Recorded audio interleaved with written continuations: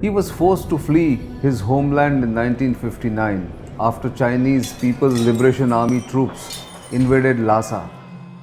Since then, the Dalai Lama, one of the best known faces in the world, has made India his home, preaching ahimsa and oneness of humanity, making Buddhist philosophy popular across the globe. Despite his advancing age, the Dalai Lama retains an impish sense of humor and a realistic approach to Tibet's struggle for identity. In this interview with Strat News Global, he talks about the importance of the Nalanda philosophy of Buddhism being India's longest serving guest and approach to Tibet's struggle for identity.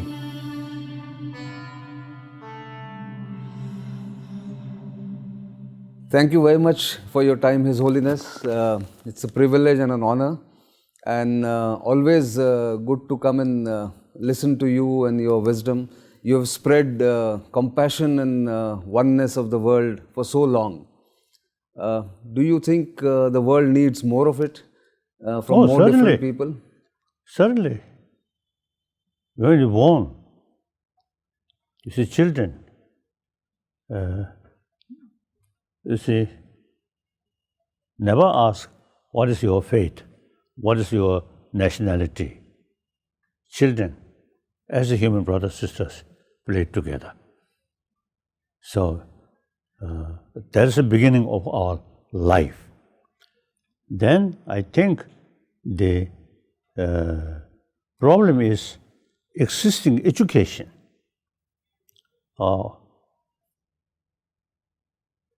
There's too much emphasis, differences, nationality, religious faith. And in this country, different castes, like that. So that is the source of problem.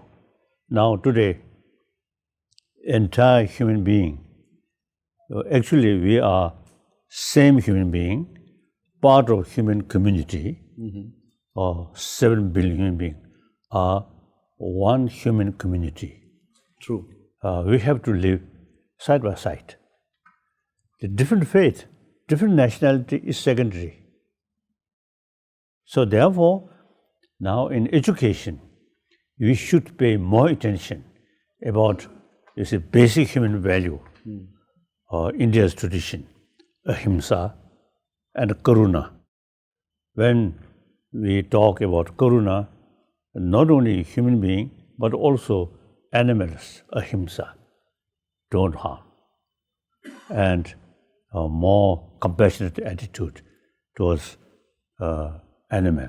And then also now today, India's ahimsa also include respect environment. Right. Not destroy. So India's over 3,000 years old ahimsa and karuna. That is individual level in order to be happy, calm human being.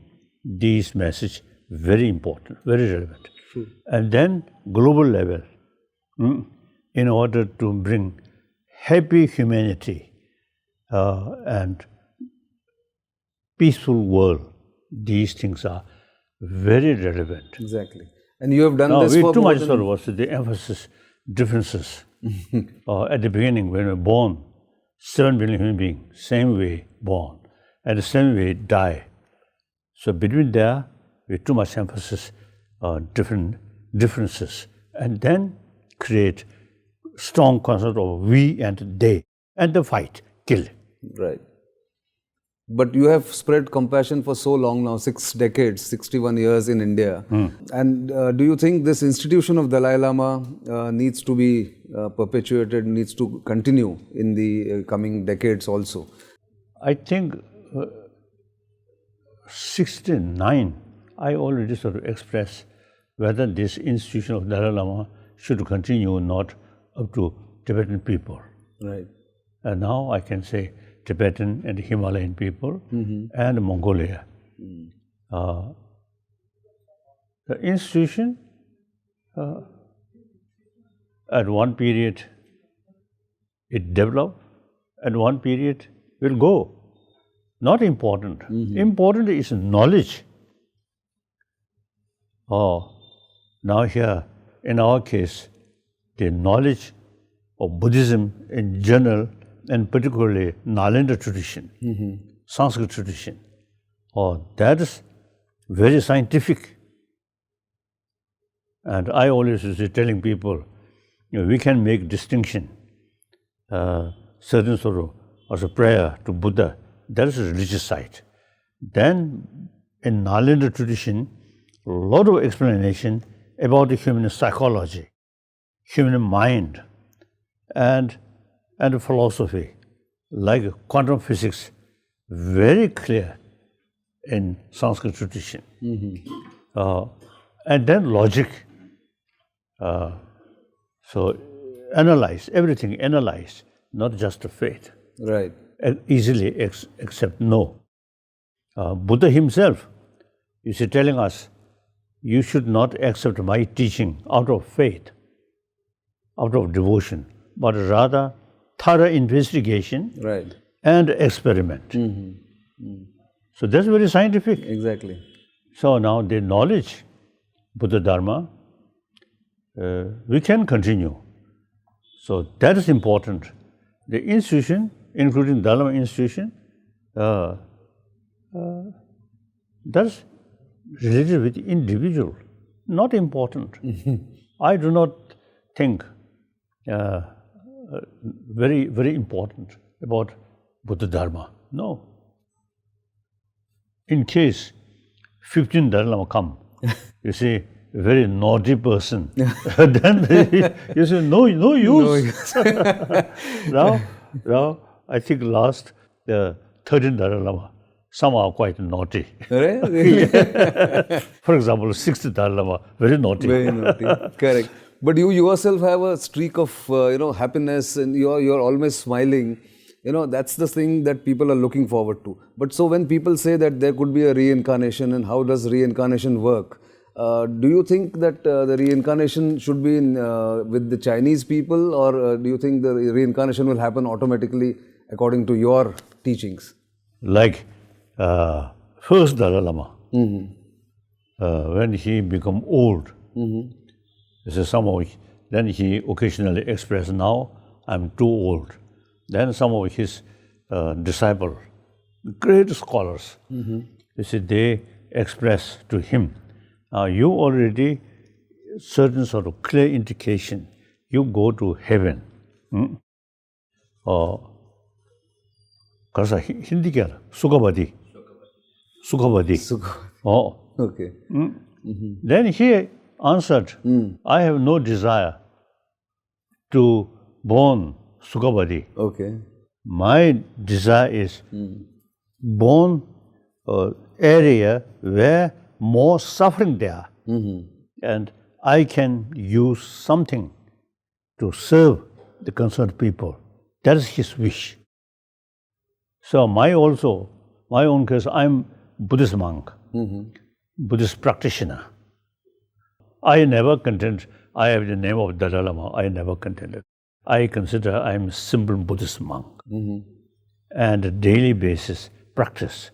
So my sort of determination, my prayer, as one Shantadeva sort of prayer mentioned, so long space remain, so long sentient being remain, I will remain in order to serve. Right.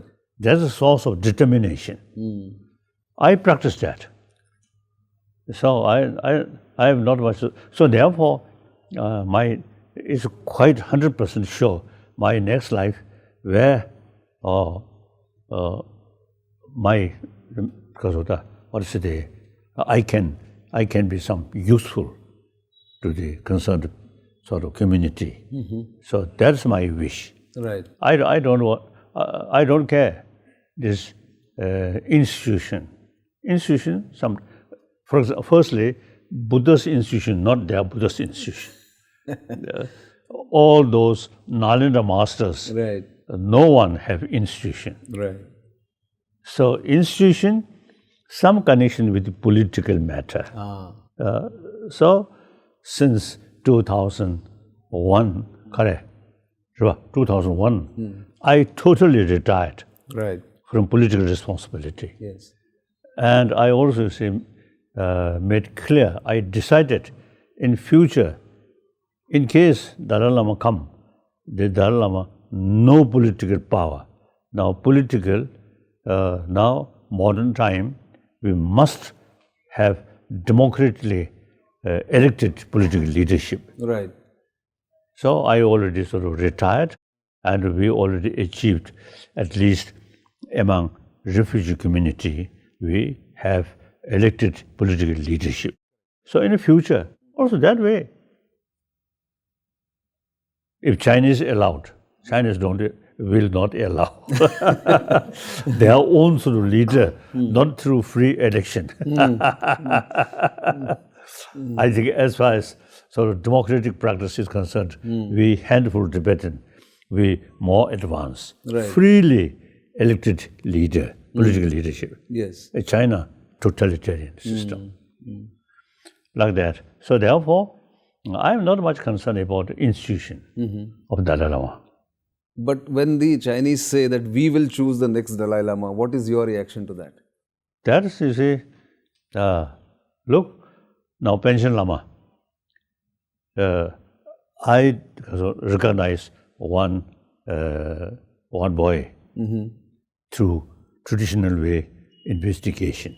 Right. And then Chinese officially recognize another Panchen Lama. Now, officially there is Panchen Lama, but the Chinese among Chinese also they usually describe a false Panchen Lama, Cha Panchen Lama, correct? False way. False. False. Or fake. Fake Panchen Lama among Chinese themselves. And among Tibetan, you see, not much sort of faith.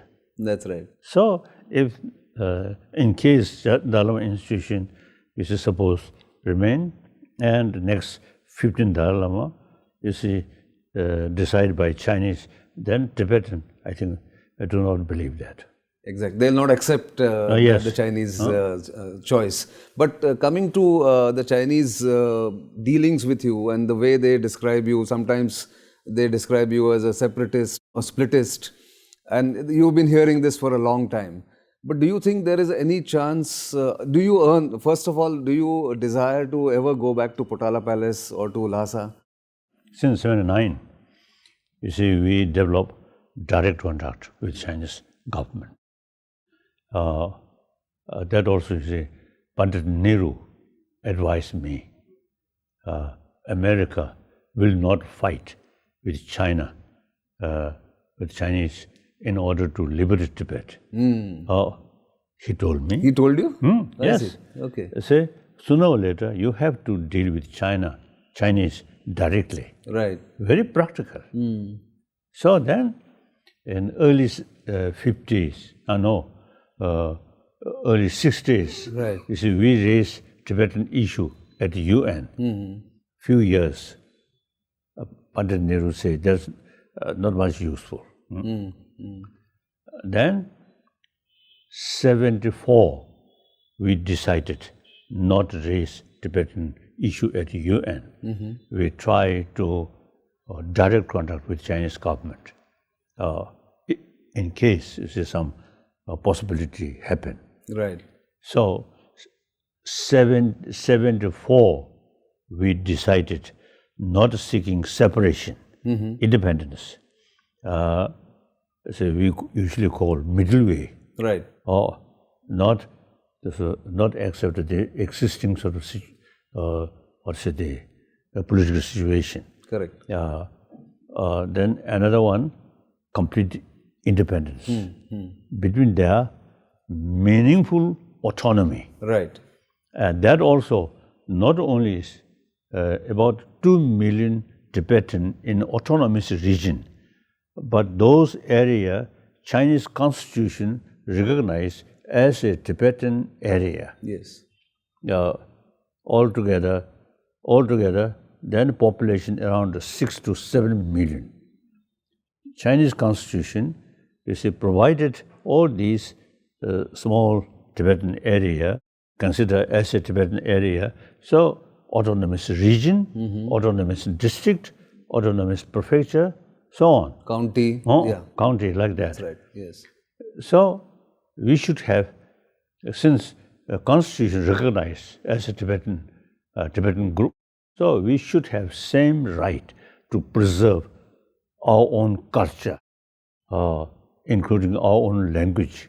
And then most important is Tibetan knowledge. Originally come from Nalanda. So now, very, I think, marvelous sort of knowledge in Nalanda, like psychology, philosophy, like quantum physics. You see, the Nalanda institution, not just Buddhist sort of institution, but truly learning center. And Buddhist, then logic, all these academic subjects. Right. These days I made sort of distinction, religion and academic. Yes. Correct. Correct. The certain sort of, also the Buddhist practice, that is for Buddhist. But the psychology, and then physics, then Praman, also the logic, these are academic subjects. Right. So these really marvelous sort of knowledge which develop in Nalanda institution, that these knowledge, 8th century, Tibetan emperor invited the 8th century, at that time, the top master of Nalanda, his name Shantarakshita, he invited to Tibet. In spite, you see, 7th century Tibetan king married with Chinese princess, very close link. Right. Sometimes I sort of little joke. You see, the 7th century Tibetan emperor. Certainly, he loves Chinese princess and Chinese food. But Chinese letter he found too complicated. So you see, he decided copy from Devanagari. Oh, I see. India's. Okay. And alphabet. The script, yeah. Oh, yes. Yes. So 7th century, the Tibetan king, you see, developed Tibetan script. And then 8th century, Tibetan emperor, he himself, I think, son of one Chinese princess, I think, but and a very close link with Chinese, but he determined, as far as Buddhism is concerned, not through Chinese language, but directly from Nalanda. So he advised the Nalanda master, Shantarakshita. So when he reached Tibet, he advised Tibetan king, since you have your own script, writing, so therefore, now instead of study Sanskrit, Pali, you should translate into Tibetan. To Tibetan.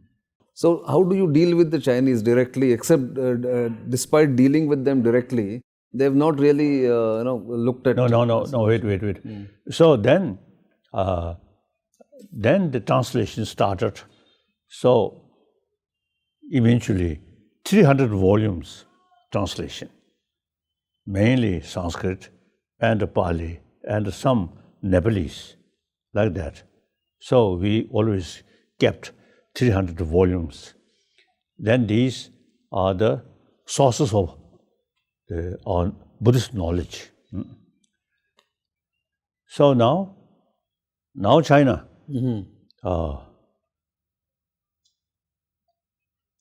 since some publication, which also for example, the Buddhist science and the modern science, we already sort of translated in Chinese language and some other more foreign language, and Hindi translation also there. So these publication, China, public level control everything. But some university, they have the sort of opportunity to receive such books. So then some Chinese professor, you see, expressed that Tibetan Buddhism is true Nalanda tradition.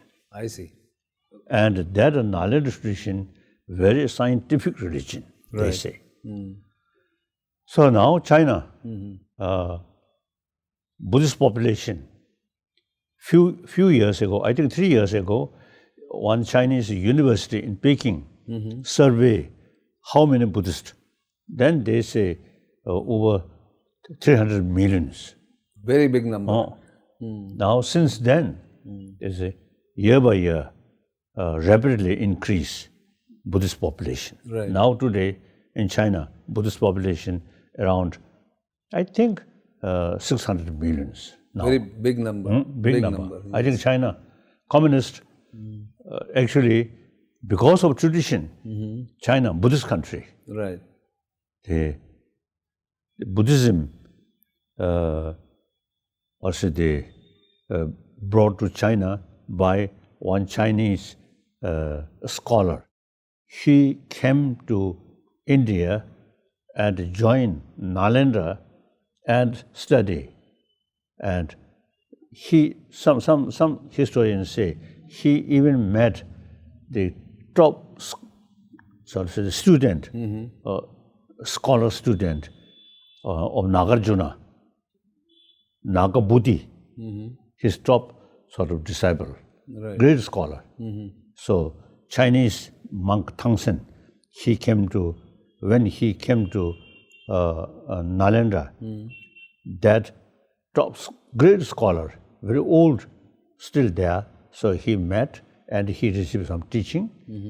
So Tibetan Buddhism, as I mentioned earlier, 8th century, Nalanda master introduced. The Chinese Buddhists also, you see, Tangsen, who study Nalanda. So same source. So now today, many Chinese now follow Tibetan Buddhism. And whenever sort of opportunity come, Chinese from mainland China come to see me. Come to see you, yeah. They do, yeah. So therefore, now regarding political matter, now among the top leader Chinese, they already develop some kind of awareness. They are past over 60, 70 years, their policy regarding Tibet is unrealistic. Okay. Now they thinking seriously, try to follow more realistic approach about Tibetan Okay. case. Right. So therefore, now since last few years, as I mentioned earlier, 1709 you mentioned. So since then, now continuously, official or formal sort of delegation, when they are, now that cease. But individual Chinese, some officials also come here, Right. meet me. That continuously. I see. So they very much sort of, also they eager my return. I always telling them, visit China. Yes, I'm very much sort of willing and meet those Chinese Buddhists, Buddhist, and also some scholars. But return, too early to decide. Okay. I love India's freedom. And now over 60 years, I enjoy India's freedom. Right. As a result, you see, meeting with different people, and now today, one Chinese also, you see, told me, my old friend, one Chinese, Right. visit China, very important. But the permanent residence must be India. Oh, okay. And then also, you see, that person, you see, express to me the Dalai Lama's big name, you see, created by Westerner, so I must go Western countries. That's true. I believe you used to know Xi Jinping's father in the 1950s. How was it? I mean, how did you know him? Oh, I think he's sort of, what's the position? Secretary or something. Zhuan. So, when 54, I went to China. I developed very good relation. Firstly, Chairman Mao Zedong. And I really admire him as a revolutionary and Marxist. Wonderful. Particularly the last day, I'm leaving the next day from Peking. Mao Zedong called me meet. We already official very well, already sort of done, but all of a sudden I received one message from Mao Zedong's sort of office. Mao Zedong waiting there, want to meet me. Then I went. At that time, I was in a meeting. I say one sort of the deputy Kasota. My office was the Liu Shaoqi is the boss, right? And one of the vice sort of the leader. I'm one of them, right? So at meeting, all of a sudden, one messenger come and Chairman Mao Zedong waiting there and want to see me. Then I asked him, told Liu Shaoqi, he my boss. So that he mentioned, then Liu Shaoqi immediately said, go. And then I went to Chairman Mao's place and he waiting there. Right. And he give me very useful advice after return to Tibet and how to develop relation with the public and listen public's view. All sort of thing he advised me. Then he want to keep my contact with him directly. And then at last he mentioned to me, your mind is very scientific minded. So religion is opium. Oh, I see. He said that? Yes. Oh, okay. So and that shows sort of my intelligence and sort of was clever. Chairman Mao's eye, he felt I'm non-believer. I deceived him. So he told me, your mind, very scientific minded, so religion is poison. Oh, okay. Then that moment, I a little bit sort of shocked. And then in order to hide my face, I looked down my notebook and make note in order to hide my certain expression. Like that. You were shocked. So in any way, and then at that time, I really very much impressed about Marxism. Oh, I see. So I expressed, I want to join Chinese Communist Party. Really? Really. Okay. In 1954? Yes, 54. Okay. 54, 55. Yeah. So then Chinese concerned officials say, no hurry, no hurry. After I came India, the Jyoti Basu, Indian communist. Yes. He was the West Bengal chief minister later. Yes. And then I met few occasions. And then because I have some impression, Marxism, they dedicated the socialism and equal distribution, and emphasis right of working class people. So that's very right. That's right. Very right. The India now, not only India, now everywhere, the huge gap rich and poor. True. That's source of suffering. Yes. So what would you advocate for India? Coming back to India, you've lived here, you've Yes. taught here. Now wait.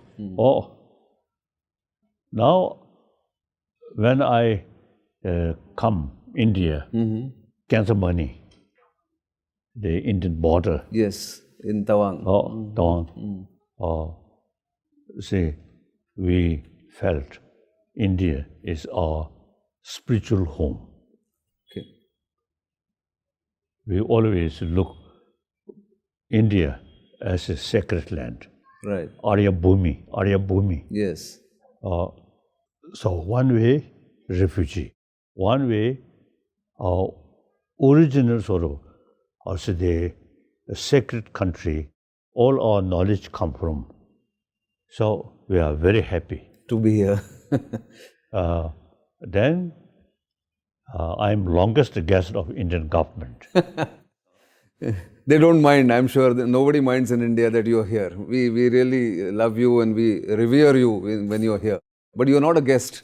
So sometimes I sort of express some Indian officials. Once government of India say, now no longer a guest of Indian government, then I have to think where I should go. If they say, they won't say. they won't say. Quite sure. Yes. So now in India, as a result of meeting with different people, and then I have now 4 commitments. Okay. Number 1 commitment, I am one of the 7 billion human beings. Right. Human being by nature, now scientists say, we are social animal. Yeah. Therefore, basic human nature is more compassionate. True. And more compassionate sort of mind their physical condition better. Constant anger, constant hatred is very bad for immune system. Right. That's how scientists say. Exactly. So my number 1 commitment is try to promote basic human value, human nature on the basis of human nature, compassion. Again, according to Indian sort of tradition, secular way, not religion, secular way, mainly based on science. That's my number 1 commitment. I think the number of my friends in different country now really showing some interest about basic human value. That's good to know. Yeah. Then my second commitment is religious harmony. Now I fully convinced religious harmony is possible. Look, India, exactly. All major religious traditions live together. Absolutely. And mutual respect. Right. Wonderful. Absolutely. So world need that India's tradition, religious harmony. When I saw television, Shia and Sunni, or unfortunately in Burma, Buddhist Islam. Right. Very sad. Religion, all religion carry message of love. And then that tradition itself now causing division, killing. True. Very sad. So we need special effort promote religious harmony. India is example. So that's my number 2 commitment. Right. Number 3 commitment regarding Tibet. Now Tibet's political matter, as I already mentioned, I retired. Now my main sort of concern is Tibetan environment. Okay. High altitude, dry climate. Some Indian friend, they say, under such sort of condition, they damage environment or revival because of high altitude and dry climate take longer time. So ecology in such condition is quite delicate. So we should pay more attention, preserve ecology. Ecology in and the Tibet. environment, yes, right. And then Tibetan knowledge, as I already mentioned, Must be preserved. all Indian ancient Nalanda knowledge we kept. Now whole world, I think Nalanda knowledge available only among Tibetan tradition. The Burma, Sri Lanka, Thailand, Laos, Cambodia, these Pali tradition. Okay. And China, as I mentioned earlier, Communism. is a Nalanda tradition, but a communist country. And then Mongolia, also difficult. So Tibet also, actually, you see, we also lost our own country. But handful Tibetan here, we kept Nalanda tradition intact. Right? Yeah. We study these sort of Nalanda tradition, psychology and philosophy, or so on. Right. These at least 20, 30 years study. That's true. We still kept these. Traditions. So that I feel very important. Although we Tibetan carry these things, this subject actually, you see, the great potential to bring peace among the humanity, whole world, Correct. as an academic subject, secular way, Right. not religion. That's your third commitment, you said. That's your third Then commitment. now, third commitment. And then fourth commitment, now I feel India is the only nation who can combine modern education and ancient Indian knowledge, how to sort of keep peace of mind through practice of ahimsa and karuna. And over 3,000 years already developed this country, practice of shamatha, practice of vipassana. So now these really India's sort of rich tradition over 3,000 years.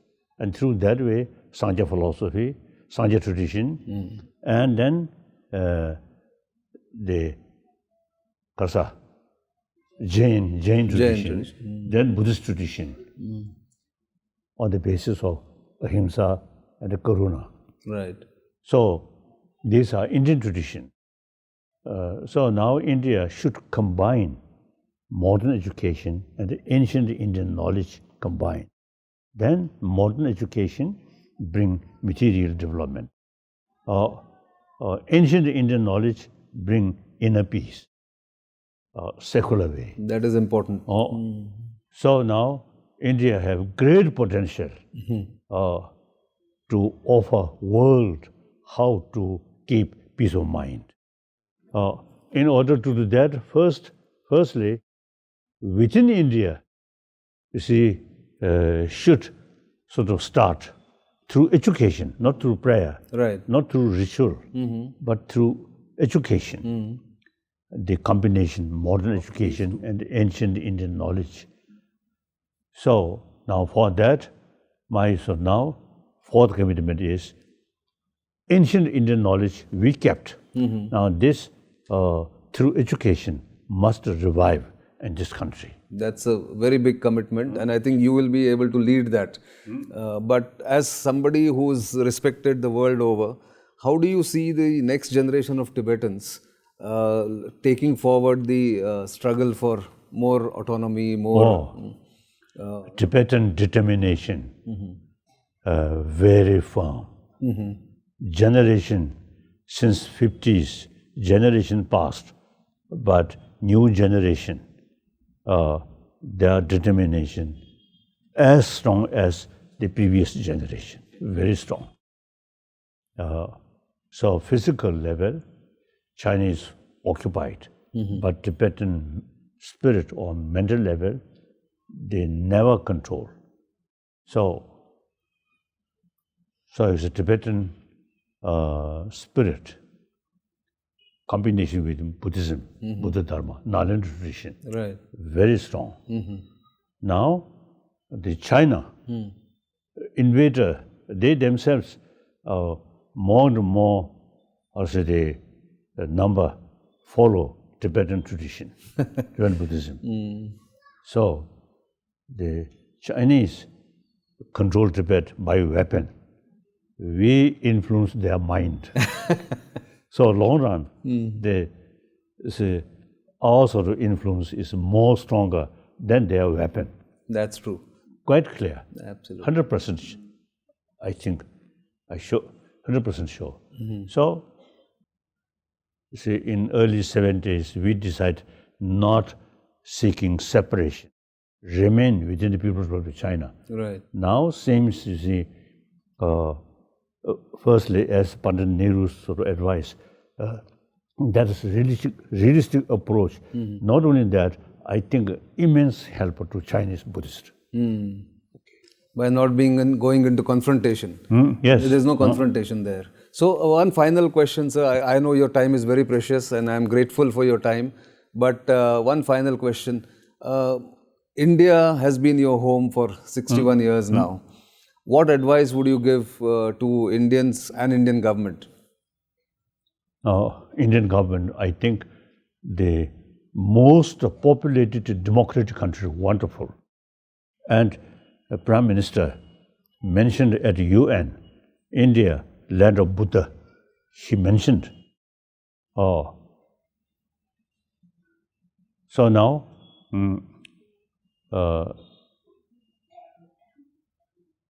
in education, India should revive the assignment earlier, ancient these things. Now, in the past, you see, we consider you Indian as our guru, our teacher. We consider Chela, India guru's Chela. I usually describe we are reliable Chela. Reliable Chela. Because, you see, we kept all ancient Indian knowledge, we kept. So that quite sufficient to prove we are reliable Chela. So now, the reality, traditionally you are our guru. Now you too much modernized. So you lost this knowledge. It's come to you. So now the reality, the traditional Chela now become guru. Guru. That's true. Traditional guru now become Chela. new Chela. New Chela. Yes, that's true. Very much, sir. Thank so you. that's my commitment. Right. India, secular way, must revive this ancient Indian knowledge, how to keep peace of mind. That's right. World need these things. Right. And that's where. So, do you ever feel let down by India? Have you ever felt No. disappointed? No, never. Never. I think now, perhaps, I think, frankly speaking, the Dalai Lama become more popular, whole world. So India also needs that person. That's true. Exactly. Thank you very much, sir. Thank you for your time and your blessings. Thank you.